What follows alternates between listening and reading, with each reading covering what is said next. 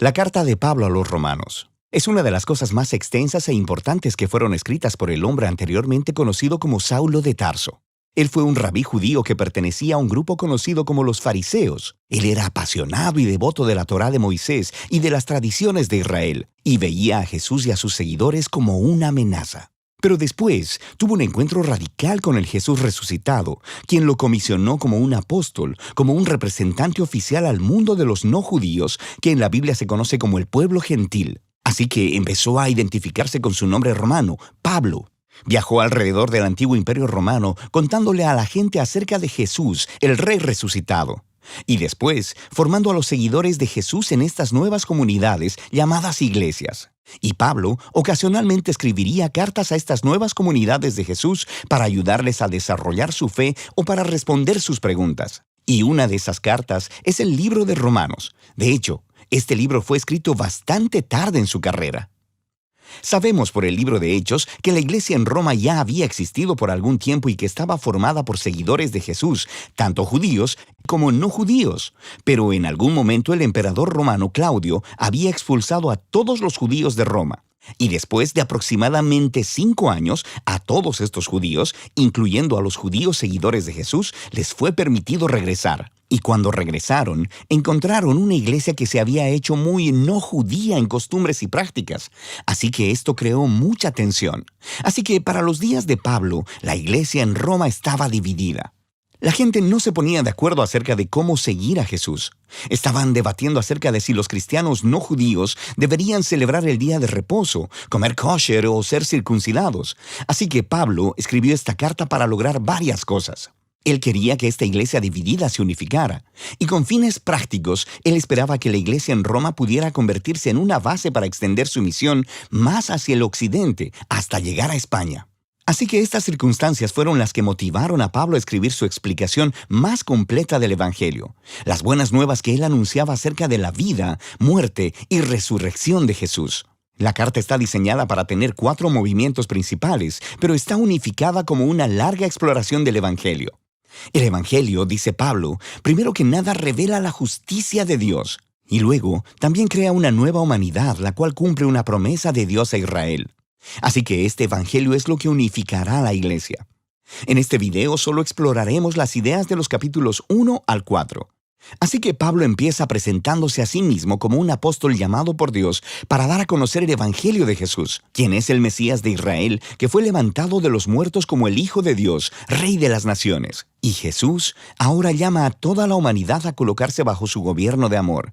Y Pablo dice que esta buena nueva sobre el Rey Jesús es, primeramente, poder de Dios para salvar a las personas que confíen en Él, y en segundo lugar, revela la justicia de Dios. Ahora, justicia es una palabra del Antiguo Testamento llena de significado para Pablo. Describe el carácter de Dios, que Él siempre hace justicia, lo que es recto y lo que es bueno, pero también que Él es fiel y justo para cumplir sus promesas.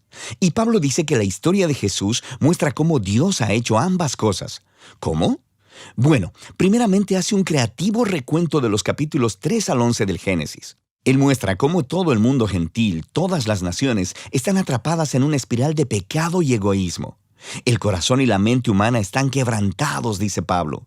Le hemos dado la espalda a Dios para abrazar la idolatría, que quiere decir buscar significado en las cosas creadas y entregar nuestra lealtad a esas cosas y no a Dios.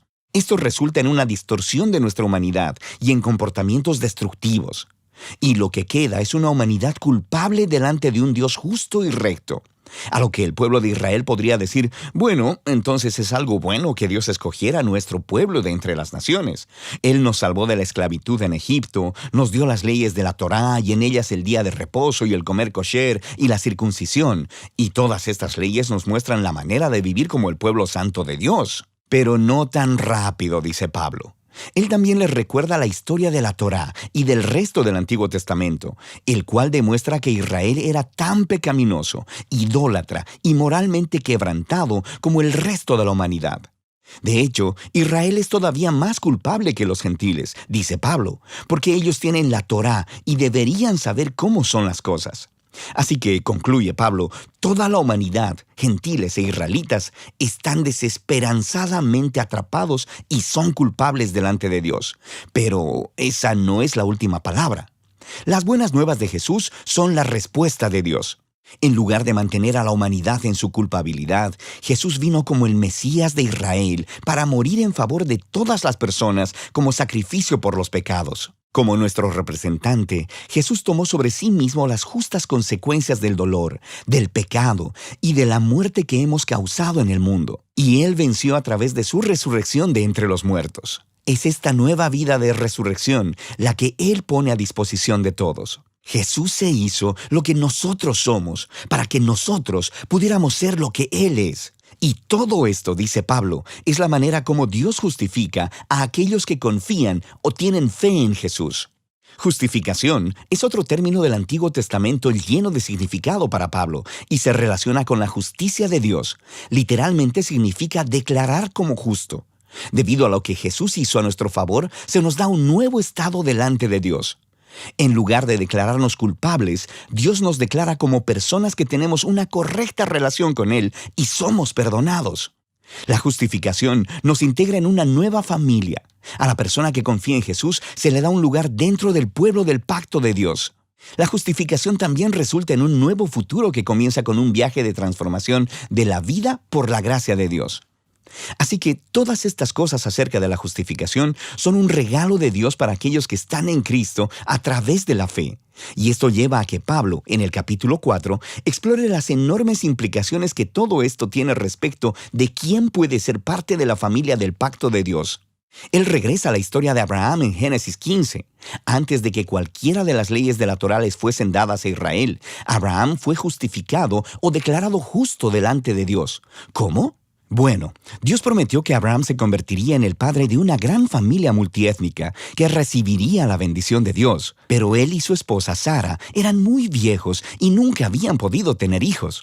Pero aún así, Abraham tuvo una fe radical y confió en la promesa de Dios. Así que Dios lo declaró como justo. Así que Pablo dice que ahora Abraham se ha convertido en el padre de la nueva familia del pacto de Dios y que esta familia se está esparciendo por todo el mundo.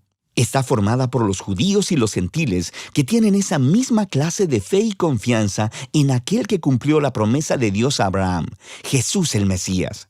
Así que hagamos una pausa y resumamos las ideas principales de Pablo aquí en los capítulos del 1 al 4, porque estas son el fundamento para entender el resto de la carta. Toda la humanidad está sin esperanza, atrapada en pecado y necesita ser rescatada. Sin embargo, este rescate no sucederá porque ellos intenten obedecer las leyes de la Torá.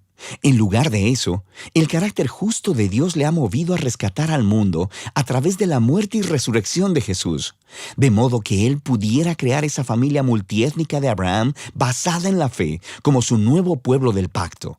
Así que Pablo va a mostrar cómo esta nueva familia es parte de algo mucho, mucho más grande y que los llama a una manera completamente nueva de vivir juntos. Pero todo ello estará basado en estas ideas centrales exploradas en los capítulos del 1 al 4 de la carta de Pablo a los Romanos.